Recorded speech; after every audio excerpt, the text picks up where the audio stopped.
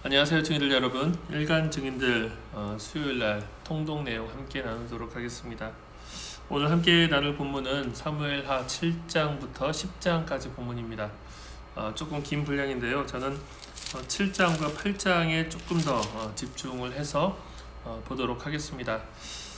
다윗이 사무엘하에서는 왕으로 등극하는 과정, 그래서 1장부터 5장, 6장까지는 왕으로 등극하는 그 과정을 다루고 있죠. 그리고 그 내용 속에서 우리가 보았던 것이 평화의 왕으로서의 다윗의 모습이었습니다.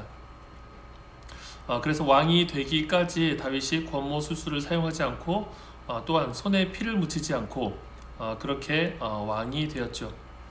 자, 왕이 되고 나서 이제 다윗이 내부적으로는 어떤 평화적인 방식을 통해서 모든 그 지파들을 규합했다면, 이제 외부적으로는 하나님께서 허락하신 원래 영토, 하나님께서 그들에게, 이스라엘에게 허락하신 영토들을 끊임없이 확장하고 이렇게 뭐랄까요, 보존할 의무가 있죠.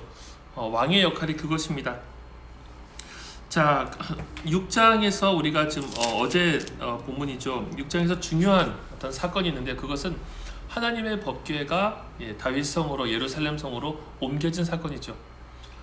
매우 귀한 기쁜 일이 일어났습니다. 그리고 다윗이 얼마나 그것을 사모했는지, 한번 실패했죠.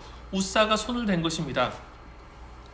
우사가 손을 대어서 그 우사가 하나님의 치심을 받아서 죽고, 그리고 나서 오베데돔의 집에 3개월 있다가 다시 다윗이 시도하죠. 그런데 이 과정이 보여주는 중요한 이야기는 무엇이냐면은, 하나님은 두려우신 분이라는 것입니다.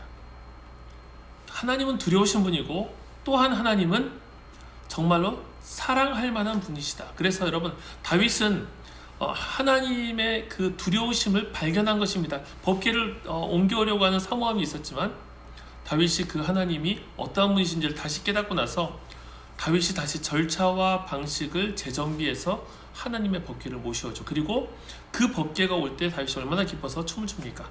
옷이 벗겨질 때까지, 미갈이 그것을 업신여기는 것까지, 그러기까지 다윗이 춤을 추죠. 이 두 가지를 우리가 꼭 기억해야 됩니다. 하나님, 크고 두려우신 하나님, 함부로 우리가 가벼이 대할 수 없는 하나님, 그러나 하나님 정말로 사랑할 만한 분. 그래서 우리가 예배 드릴 때 이 두 가지가 같이 있어야 돼요. 하나님을 가볍게 함부로 대하지 않음과 하나님으로 인하여 기뻐 춤추는 이 두 가지가 우리에게 같이 있어야 합니다. 경외함 가운데 주님을 기뻐하는 것, 이것이 예배 가운데 있어야 되겠죠. 자, 7장으로 넘어가 봅시다. 7장에서는 우리가 오늘 그 10장까지 본문의 내용이 사실은 다윗의 상승곡선입니다. 상승곡선이고, 이 가운데 결정적인 축복이 7장에 있습니다. 어떤 축복이냐면요, 자, 다윗성으로 하나님의 법궤가 옮겨집니다. 7장 2절에 보시면은 다윗이 선지자 나단에게 이런 얘기를 합니다. 볼지어다 나는 백향목 궁에 살거늘 하나님의 궤는 휘장 가운데 있도다. 딱 한마디 했어요. 이 한마디가 내포하는 것은 무엇입니까? 하나님께서 좀 더 좋은 성전에 거하셨으면 좋겠다. 나는 하나님보다 너무나도 과분한 대접을 받고 있지 않나? 이겁니다. 그래서 다윗이 그냥 툭 내뱉은 말이 아니라 다윗 안에 있는 정말 사모하는 마음을 표현한 것이죠. 자, 하나님의 전을 짓고 싶습니다, 이런 말입니다.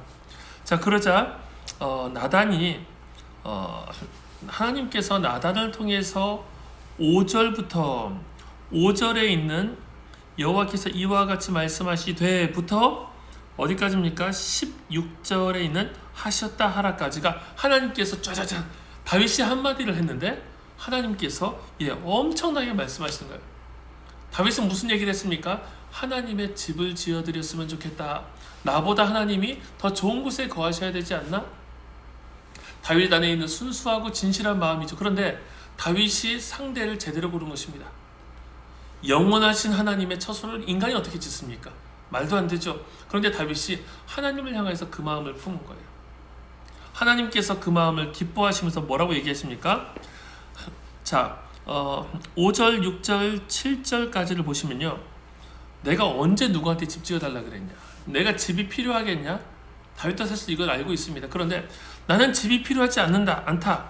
그런데 하나님께서 이제 8절부터는 다윗을 세운 이야기를 하시면서 너가 내 집을 지어준다고? 아니 11절 여호와가 너를 위하여 집을 짓고. 자, 다윗이 하나님을 위해서 인간의 집을 짓기를 원했어요. 그런데 하나님께서 어떻게 말씀하십니까? 여호와가 너를 위해서 집을 짓고. 그 집은 무엇입니까? 그냥 진짜로 집을 짓는다는 것이 아니라 하나님 개념의 집이죠. 그래서 첫 번째 그 처소를 온전하게 하겠다는 거예요. 너를 위해서 처소를 짓겠다는 게 하나님의 계획입니다. 그런데 이 처소는 어떤 처소입니까? 왕위를 온전하게 하는, 하나님의 후세, 그 다윗의 후대의 왕위를 온전케 하는 솔로몬을 1차로 가리킵니다. 솔로몬, 그래서 내 씨를 12절 내 씨를 내 뒤에 세워 그의 나라를 견고하게 하리라. 내 몸에서 날 내 씨가 바로 솔로몬입니다. 1차로. 그래서 솔로몬을 통해서 이 나라가 견고하게 세워지고 솔로몬을 통해서 다윗 왕위가 계속 이어질 것이다. 실제로 그랬죠. 남유다를 통해서 계속해서 다윗 왕과는 북이스라엘은 계속 왕들이 바뀌었습니다. 그런데 남유다는 꾸준히 한 왕이 지속해서 한 왕가가. 자, 여러분, 그런데 결국은 어떻게 됩니까? 남유다도 멸망했어요. 그 뒤로는 남유다의 다윗의 후손의 왕이 다시는 세워지지 않았습니다. 여러분, 이것이 뭘 보여줍니까? 하나님의 말씀이 한시적이다? 그것이 아니에요. 하나님의 말씀은 이중적으로 다윗의 씨 가운데 영원한 왕을 내다보고 있는 거죠. 그가 예수 그리스도입니다. 자, 그래서 16절 내 집과 내 나라가 내 앞에서 영원히 보존되고 내 왕위가 영원히 견고하리라 하는 것은 영원한 왕, 영원한 통치자의 통치 기반을 세우시겠다. 이것은 예수 그리스도를 통해서 영원한 왕이 너의 몸을 통해서 후손에게 날 것이다. 메시아를 내다보는 것이죠. 여러분, 다윗이 이 내용을 제대로 알았다면 소름이 돋았을 것입니다. 그래서 18절부터는 다윗이 이제 하나님께 감사의 기도를 합니다. 제가 무엇이건데 하나님께서 내 집은 나는 누구며 내 집은 무엇이기에 나를 여기까지 이르게 하셨나이까. 하나님께서 다윗의 이 선한 마음, 하나님의 집을 지어드리고 싶습니다. 그런데 하나님께서 그 마음을 받으셔서 네가 내 집을 지어 내가 너의 집을 내 개념으로 내 차원으로 지어줄게. 여러분, 마치 이런 건 아니겠습니까? 어린아이가 아빠한테 선물을 줘요. 아빠 선물을 가져왔어요. 선물이 그림이에요. 그림으로 어떤 자동차를 하나 딱 갖고 온 거예요. 아빠 이게 선물이에요. 그러면 아빠가 그걸 보면서 기뻐가지고 야, 그래? 내가 너에게 정말 멋진, 크고 멋진 무선조종 자동차를 사주마, 이런 거죠. 아이가 생각하는 개념은 그냥 그림이에요. 그런데 아빠가 생각하는 개념은 실물이죠. 실물. 여러분, 우리가 하나님께 드리는 것도 마찬가지입니다. 우리가 하나님께 올려드리는 삶, 하나님께 드리는 것, 여러분, 그래봤자 지극히 작은 것 아닙니까? 하나님께 돈을 드려요. 하나님께 노동력을 드려요. 시간을 드려요. 여러분, 이게 하나님께 얼마나 큰 도움이 되겠습니까? 근데 하나님께서 그것을 기쁘게 받으십니다. 여러분, 아이가 그린 그림이, 이 자동차 그림이 내 생계에 무슨 도움이 됩니까? 그런데 이것이 너무 기쁜 거예요. 그 마음이 너무 귀한 나머지 하나님께서는 다윗에게 하나님의 영원한 처소로 다윗을 이끌어 주시는 거예요. 여러분, 우리가 하나님을 믿고 섬기는 믿음도 그렇고요, 헌신도 그렇고요, 다 마찬가지죠. 저는 그래서 이 사무엘하 7장은 이 다윗의 인생의 상승곡성의 최절정입니다. 하나님을 위해서 집을 짓고 싶은 마음, 그리고 하나님께서 집을 지어주시겠다는 약속, 최절정이에요. 그래서 하나님께서 이 복을 주시자 다윗이 이것을 가지고 소망하면서 27절 보시면은 만군의 여호와 이스라엘의 하나님이여 주의 종의 귀를 여시고 이르시기를 내가 너를 위하여 집을 세우리라 하셨으므로 주의 종이 이 기도로 주께 간구할 마음이 생겼나이다. 그러면 주님, 제가 이것을 가지고 기도하겠습니다. 29절 종의 집에 복을 주사 주 앞에 영원히 있게 하옵소서. 주 여호와께서 말씀하셨사오니 주의 종의 집이 영원히 복을 받게 하옵소서. 다윗이 이 기도로 저를 복 주시고 종의 집이 영원히 복을 받게 해주십시오, 간구하는 것이죠. 자, 여러분, 그리고 나서 8절부터 보십시오. 8장부터 그 후로 다윗이 블레셋 사람들을 쳐서 항복을 받고 블레셋 사람들 손에서 메대감매를 빼앗으니라. 블레셋을 깨뜨리고, 그리고 2절에 모압을 깨뜨리고. 여러분, 이렇게 계속해서 다윗이 승승장구합니다. 6절, 다윗이 어디로 가든지 여호와께서 이기게 하시니라. 다윗이 어느 곳을 가든지. 14절, 다윗이 어디로 가든지 여호와께서 이기게 하셨더라. 자, 여러분, 우리가 승승장구하는 인생의 승 비결은 뭡니까? 하나님께 우리 자신을 내어드리는 것, 온전하게 그분께 내어드리고 그분이 우리의 삶의 운전대를 잡게 하는 것, 잡으시게 하는 거죠. 그때 승승장구하는 다윗의 모습이 나오는 거예요. 물론 눈에 보이는 성공이 아니라 정말 하나님의 말씀을 진실하게 붙들고 지키면서 우리의 어떤 중심이 하나님께 올려드렸을 때 고난과 핍박을 당하더라도 여러분, 그것도 승승장구입니다. 이 어떤 더러운 일을 탐하면서 잠시 눈앞에 보이는 쾌락 때문에 하나님을 향한 믿음을 저버리는 것, 그러면서 높은 자리로 올라가고 많은 돈을 버는 것, 여러분, 그것을 성경은 승승장구나 성공이라고 표현하지 않습니다. 주님을 온전하게 끝까지 붙들고 주님과 함께 동행하는 것이 승리가 되는 것이죠. 자, 9장에서는 다윗이 무비보셋이라고 하는 요나단의 아들이죠. 요나단과 사울의 집에 은총을 베푸는 장면이 나오고요. 10장에서는 암몬과 싸우는 장면이 나옵니다. 자, 여기까지가 제가 상세하게 다루진 않겠습니다. 여기까지가 다윗의 상승곡선입니다.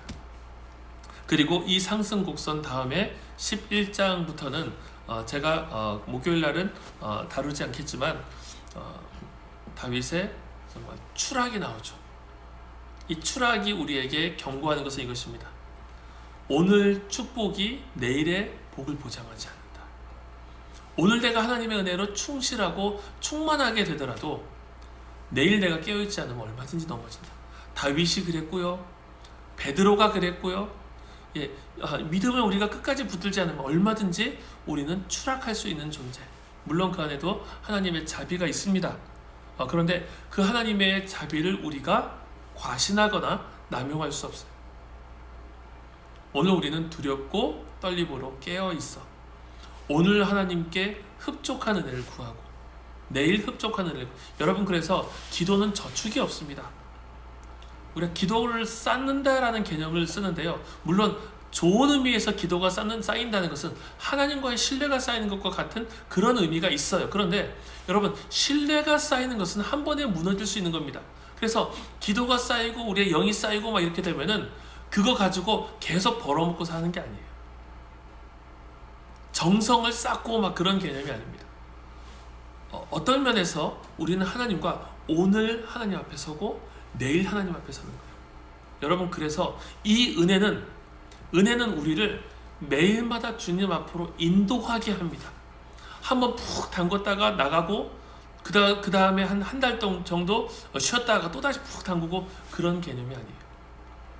매일마다 주님 앞에 나아가게 되는 것이 은혜고요. 은혜는 우리를 매일마다 주님 앞에 서게 합니다. 그래서 특별 새벽 기도라든지 여러분들 특별 새벽 기도 이후에도 우리 공동체가 계속 새벽 기도 중심으로 다임 목사님도 그렇고요. 새벽에 우리가 깨어서 하나님을 만나려고 해요. 여러분, 은혜는 우리를 계속 매일마다 주님 앞에 서게 합니다. 여러분, 우리가 그 은혜를 누렸으면 좋겠습니다.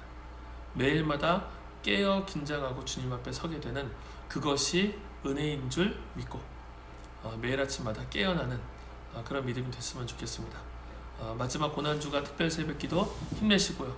또 그리스도의 십자가의 의미를 우리의 마음 가운데 깊이 묵상하는 오늘 하루가 되기를 주님의 이름으로 축복합니다. 감사합니다.